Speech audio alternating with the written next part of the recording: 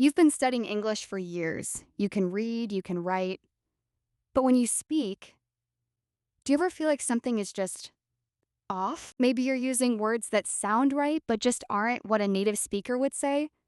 These are the tiny mistakes that can give you away and make you sound less fluent than you really are. Well, today we're going to fix that. I've put together 15 of the most common mistakes I hear from students, packed into 3 levels, from textbook errors to native speaker secrets. And stick around for mistake number 12. It's one that even advanced C1 level speakers get wrong, and the reason why will actually surprise you. Get ready to level up your English. Let's get started. So here's the challenge. I've put together 15 mistakes across 3 levels. Level 1 is for textbook errors, Level 2 for business and professional settings, and Level 3 for native speaker secrets. Pay close attention to mistake number 12. It's one that even advanced C1 speakers get wrong, and the reason why will actually surprise you. Keep score as you watch and let me know in the comments how many you already knew. Let's see if you can catch them all. Level 1, textbook mistakes. These are the most common errors that learners make every single day. Mistake number 1, the agree trap. Stop saying, I am agree with you. The correct way is simply, I agree with you. The verb agree does not need am. Let's practice. Repeat after me. I agree with you. Mistake number 2, age. Stop saying I have 25 years old. In English, we use the verb to be for age. The correct way is, I am 25 years old. Now you try. Say it with me. I am 25 years old. Mistake number 3, information. Stop saying, I need some informations. Information is an uncountable noun in English. It never takes an S. Always say, I need some information. Let's lock it in. Repeat after me. I need some information. Mistake number 4, looking forward to. Stop saying, I look forward to meet you. After the phrase looking forward to, you must use a gerund. The correct way is, I look forward to meeting you. Your turn.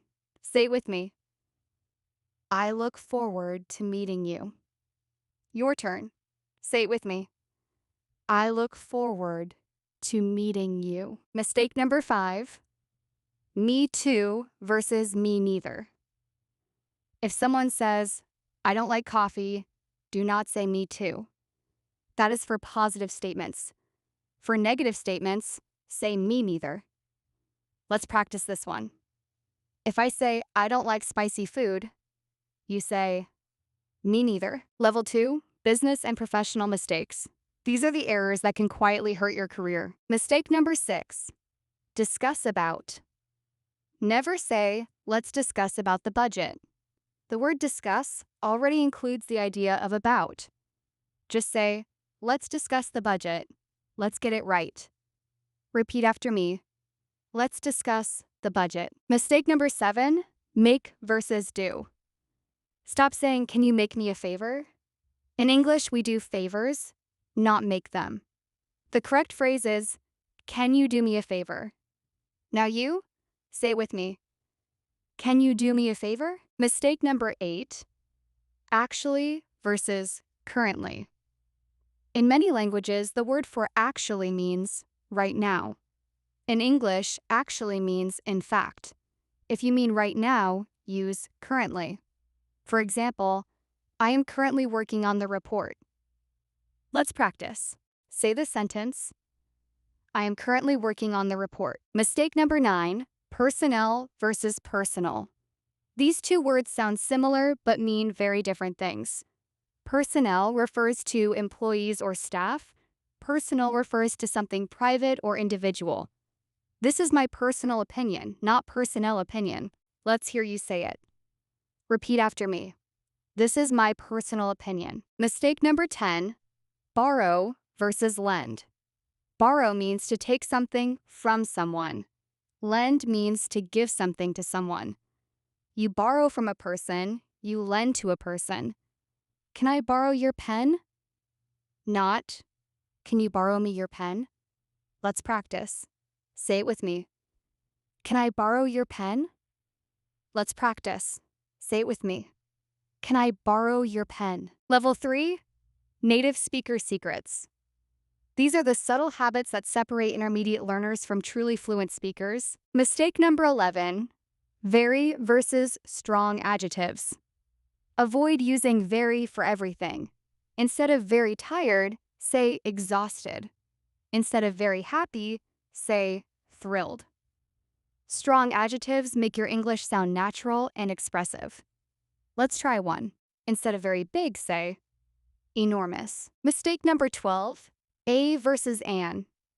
Use an before words that begin with a vowel sound. Stop saying a engineer or our. The correct forms are an engineer and an hour. The rule is about the sound, not just the letter. Practice this one. Say it with me. An hour. Mistake number 13, since versus for. Use for when talking about a duration of time. Use since when talking about a starting point.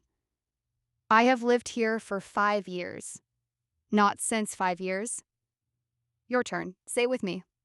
For 5 years. Mistake number 14, wish versus hope. Use hope for things that are possible and likely. Use wish for things that are unlikely or impossible. I hope you have a great day.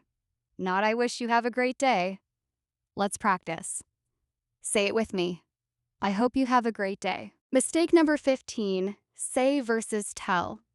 You say something, you tell someone something. He told me the answer.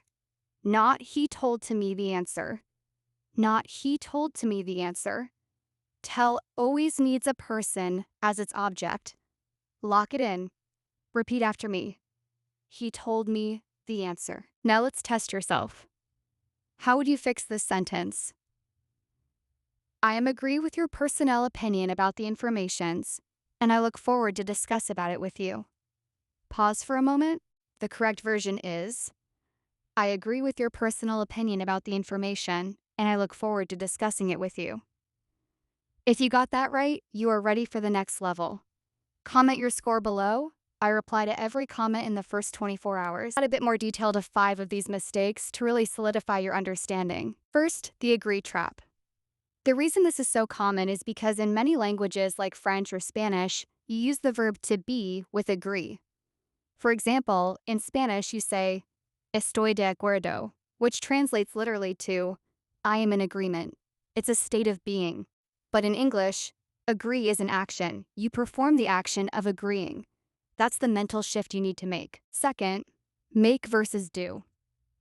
The confusion between make and do is a classic for a reason. There are many exceptions and collocations you just have to learn. For example, you make the bed, you don't do the bed. You make a phone call, you do business. My advice? When you learn a new noun, learn it with its verb. Don't just learn a mistake, learn to make a mistake. Third, lend versus borrow. The confusion here is all about perspective. Both words describe the same transaction just from opposite sides. Think of it like give and take.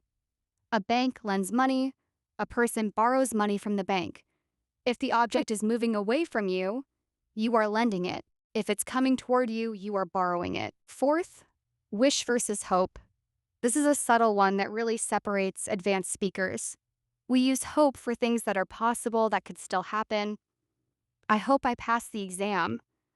We use wish for things that are impossible or hypothetical, things you want to change about the present or past. I wish I had studied more. Hope is for the future. Wish is for the unreal present or past. And fifth, say versus tell. The simplest rule is this. You tell someone something, you say something. If you find yourself using say and you want to mention the person, you must add the word to. He said to me, but it's almost always more natural to just use tell. He told me, the only time you really use say to me is for emphasis or in reported speech. If this video helped you, share it with a friend who's learning English. You might just save them from an embarrassing mistake. And if you want to keep leveling up your English, hit subscribe so you never miss a new lesson. See you in the next one.